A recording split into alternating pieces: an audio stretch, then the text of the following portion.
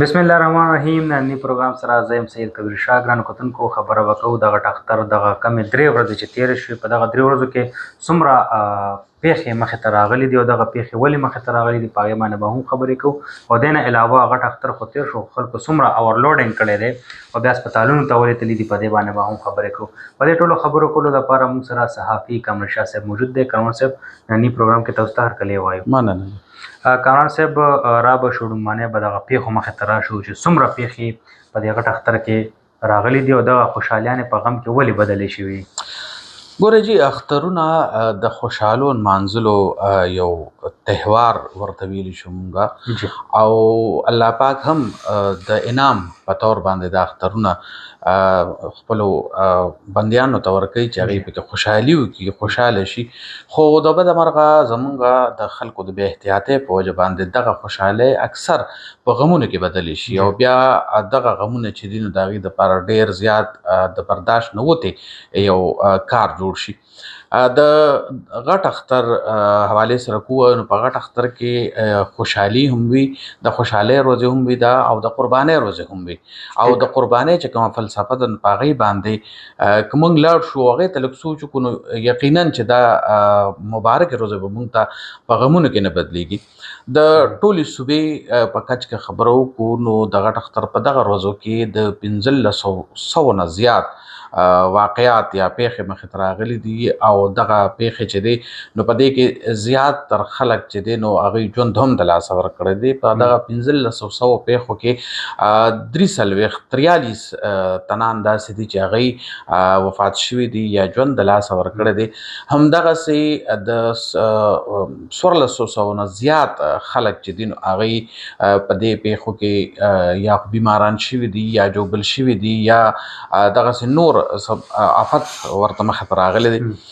نو دا ټول هغه کلیکټیو ریسپانسبیلیټي چې څه ته وایي او اجتماعي شعور چې څه ته وایي نو د هغې زما په خیال یو کمې مخې ته راځي چې داسې واقعات مخې ته راشي او زمونږ احتیاط چې دی نو مونږ هغه د لاسه ورکړو او احتیاطونه وکړو. دغه واقعاتو کې چې کوم د صوبې هسپتالونو ته ریپورټ شوي واقعات دي او میډیکل ایمرجنسیز دي د هغې تعداد 992 دی، 992 تعداد دی پکې. او په هغې کې بیا دا هم ده چې چا BCR خوري کړې ده او چا زیات خوراک کړی دی او هغه د هغه زیات خوراک له کبله هسپتال ته رسېدلی دی. غټ اختر کې چونکې قرباني وي او په هغې کې د غوښې مقدار ډېر زیات وي او بیا خلک په مختلفو طریقو باندې دغه غوښې چې دی نو هغه پخوي او هغه خوري. خو هغه خلک چې کوم زیاتوالي وکړي لکه تاسو چې کوم ذکر وکړو په انټرو کې چې اوورلوډینګ وکړي نو چې کله اوورلوډینګ وکړي ګوره د هر یو څیز د برداشت یو خپل مقدار دی او معیار دی. داسې زمونږ د وجود او زمونږ د معدې د برداشت هم یو مقدار دی چې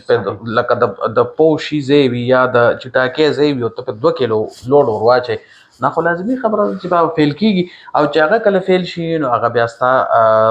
وجود ته نقصان هم وررسوي او ستا وجود بیماری هم. نو دغه د بیماریانو او د اوورلوډینګ خبرات را کامران صاحب دا راته وایي چې کوم دغه پیښې مخې ته راغلي نو دې کې قصورواره څوک ګڼئ؟ آیا د دې چې کوم نوی کل دی نوی نسل دی د دې مور او پلار قصورواره ګڼئ چې لکه په کوم عمرې کې دي له بایک ورکول او بیا بهر راوتل او په هغې باندې څوک وینډیلینګ کوي څوک چې څه کوي؟ هغه حادثات خو لا نه وي راغلي. ما خو صرف خبره د میډیکل ایمرجنسیز هغه وکړه چې کومه د BCR خورۍ په وجه شوې ده یا نور داسې دغه راغلي دغه څیز ته زه راتلم دغه طرف ته چې موږ سره د ټریفک حادثات چې کوم په روډ باندې شوي دي هغه 321 دي، 321 حادثات موږ سره شوي دي او دغه حادثاتو کې د ټول نه زیات چې ریپورټ شوي حادثات دي نو هغه د موټرسایکل د سورلۍ دي د موټرسایکل د اکسیډنټ دي. تاسو خبره وکړه د مور پلار د تربیت او د مور پلار د اجازت نو بالکل یقیني خبره هم دا ده چې په دې کې تر ډېر حده پورې مور پلار هم قصوروار دي خو په دې کې ډېر حده پورې هغه تنان هم قصوروار دي. ګوره مور پلار خو که یو بچي له موټرسایکل اغوښتی نو هغه د هغه د سهولت دپاره اغوښتی دی. اوس هغه بهر هغه څنګه استعمالوي او هغه په کوم سټنټونه کوي نو په هغې کې بیا مور پلار قصوروار نه دي. مور پلار له دا کتل پکار دی چې زما د بچي دا عمر چې دی دا د دې جوګه او قابل دی چې دی موټرسایکل وچلوي.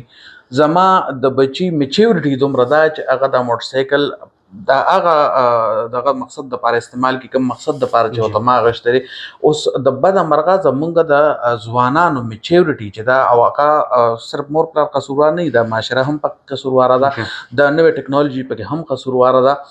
ځکه چې پاغي باندې سټنټونه کوي زه حیران دي ته چې دغه سټنټونه دوی خی چاته او دغه سټنټونو فائدہ دوی ته څه ده لکه ون ویلینګ په دې باندې کیږي په موټر سایکل باندې بلها شي کرتبونه دی خی لګي په عام ټریفیک کې په عام روډ باندې لکه فرض کا د تاسو نقصان نه رسید خو د وجه یو بل کس ته نقصان نه رسید نو د هغه به څوک ذمہوار او زیات تر خلک هم دغه څه شي دي چې په دغه سټنټونو کې ون ویلینګ کې د اغینا چې د نو کم قابو دی هغه ته خطا شوی دی او زیات تر خلک پکې مړ شوی دي لکه ډیر زین کې ما دا چې هم چې لایسنس به هم چا سره نه لایسنس خود ټول نه رستو خبره ده ما خو ته ترنبه خبره دا وکړه چې مور پلار لرنبه دا قتل پکار چې آیا زما د ازوی د دې موټر سایکل چلولو جوګه دی او کنه دی چې کله هغه جوګو غنی نو بیا دویم سټپ کې دا پکار دی چې د لایسنس جوړ شي چې د تربیت هغه سدي برابر د په موټر سایکل باندې گرپ شته د په موټر سایکل قابو شته دا چلی او هر یو گاډي صرف دا ګور دا ماشينونه دي ماشين سره زد نه کیږي د ماشين کار چدي نو هغه چلیدل د انسان نه دی چې هغه کې حساسیت شته هغه کې عقل شته هغه کې شعور شته دا عقل شعور او حساسیت هغه کس کې پکار د کوم چې دغه ماشين چلی صحیح نو چې هغه کې خپل عقل ني شعور پکې ني حساسیت پکې ني نو هغه کاغه ماشين تکین نو د ماشين نو د بس اس فرق نشته به په کومه طرف لاړه په هغه طرف پتلی غټ اختر تیر شو خلکو علالیو کې قربانیان شي وخی واغستل شي چکرون له خلک لاړه سیندونو غاړه ته لاړه بیا هلته هم دغه پیښې مخې ته راځي هلته قصورواره څوک دي ګوره ما خو تاسو ته مخکې خبره وکړه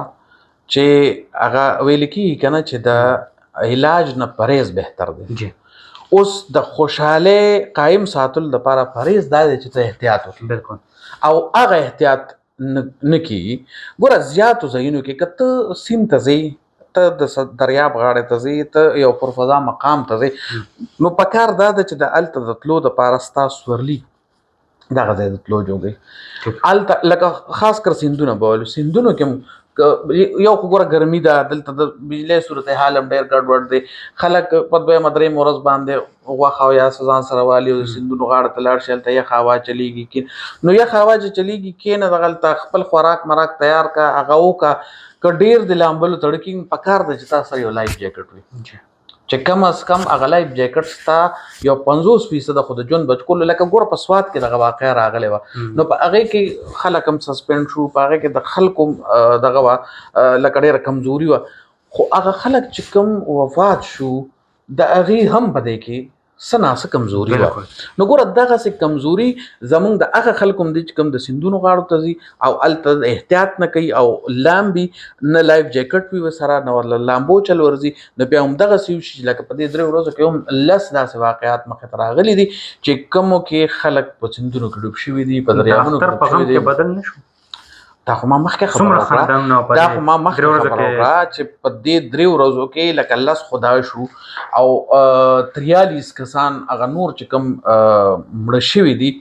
نو دا ټول خاندانونه وشماره ګوره په یو خاندان چې مسله راشي نو کم از کم دغه محلې خلک مغې سره